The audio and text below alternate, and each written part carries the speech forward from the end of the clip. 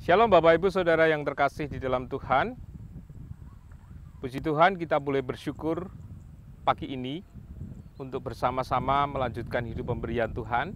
Dan saat ini kita akan mendasarkan perjalanan kehidupan kita melalui firman yang akan kita renungkan bersama. Sebelum itu mari kita bersama-sama bersaat teduh.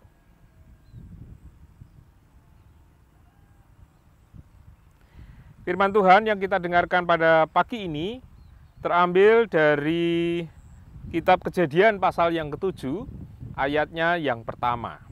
Kitab Kejadian pasal yang ke-7, ayatnya yang pertama. Lalu berfirmanlah Tuhan kepada Nuh, masuklah ke dalam bahtera itu, engkau dan seisi rumahmu, sebab engkaulah yang kulihat benar di hadapanku di antara orang zaman ini. Saudara yang terkasih di dalam Tuhan, di belakang saya ini disebut gubuk karena di sawah.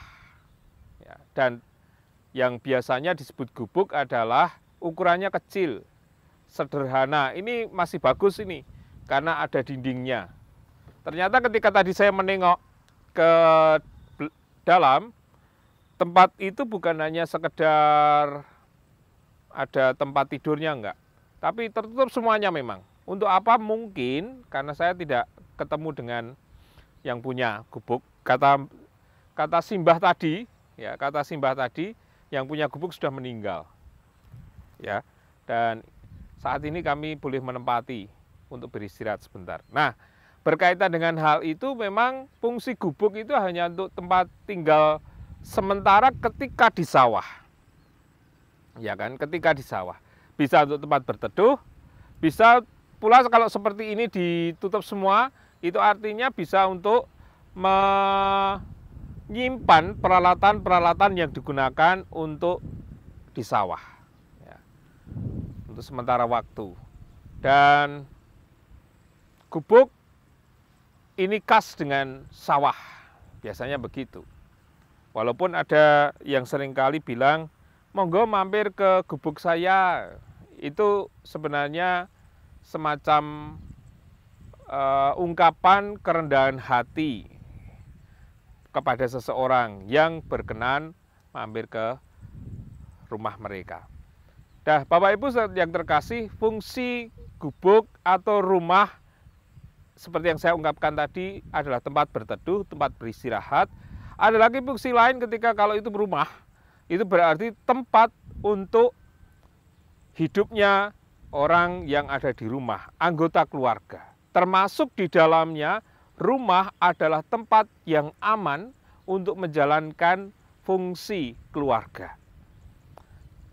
Berkaitan dengan hal itu, maka kita diingatkan hari ini melalui firman Tuhan. Ya. Seorang tokoh dalam Kejadian pasal 7 yang dipanggil Tuhan untuk menjalankan misi Allah, menyelamatkan orang-orang benar di zamannya, karena waktu itu banyak orang-orang yang tidak lagi hidup di dalam kehendak Tuhan. Orang-orang zaman itu sudah sangat jauh dari kehendak Tuhan, bahkan tidak mengenal Tuhan. Maka kalau kita membaca cerita Nuh, kita akan mendapati bahwa hanya orang atau seisi rumah Nuh, dan Nuh termasuk di dalamnya, yang patuh kepada Tuhan dan mendapatkan keselamatan. Dalam ayat pertama ini, Tuhan menyuruh Nuh untuk masuk ke dalam bahtera, dia dan seisi rumah. Bahtera waktu itu juga bagian yang dirancang Tuhan agar keluarga Nuh bisa aman di sana, terlindung di sana, karena Tuhan mau menghukum manusia. Kepatuhan Nuh itu terlihat ketika dia dan seisi rumahnya lalu masuk ke bahtera itu. Dan luar biasa, Tuhan menyelamatkan mereka dari air bah, dari kepunahan.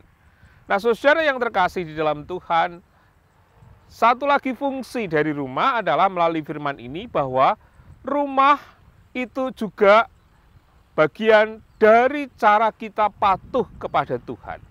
Sebab rumah adalah pemberian Tuhan. Maka setiap keluarga juga harus berusaha bagaimana menghadirkan Tuhan di rumah itu untuk hidup di dalam kehendak Tuhan.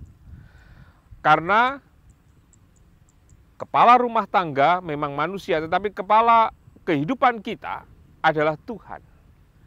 Maka setiap apapun yang kita lakukan di dalam rumah itu selalulah melibatkan Allah, supaya keselamatan, keamanan, kesejahteraan hidup itu kita rasakan, terutama kedamaian dan cinta kasih yang kita bangun bersama keluarga.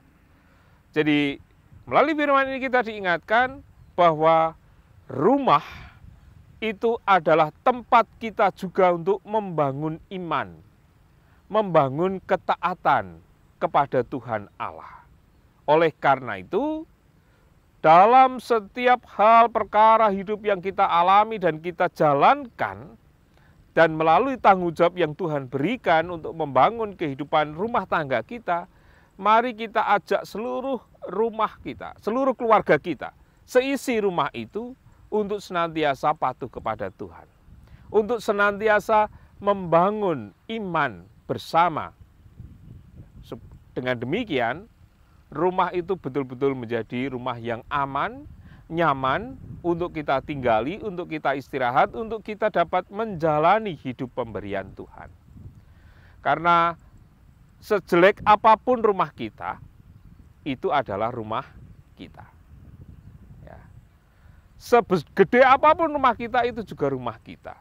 Mau seperti apa bentuknya, itu rumah kita.